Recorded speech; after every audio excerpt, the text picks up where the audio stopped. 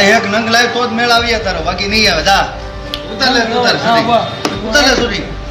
જુનાગઢ એક તરફ દવામાં એક નંગ તમને હા, એક આખો નંગ, અને મહિનોથી કન્ટિન્યુ આલું હોય તો 30 નંગ, તો જ તારો જુનાગઢ લખાશે, બાકી નહીં લખાય. જા એમડી મોકલી દે તું તારે. જા. હે? હા, તમે કોણ? અરે હું જે હોય એટીઆઈ કે કંડક્ટર કે?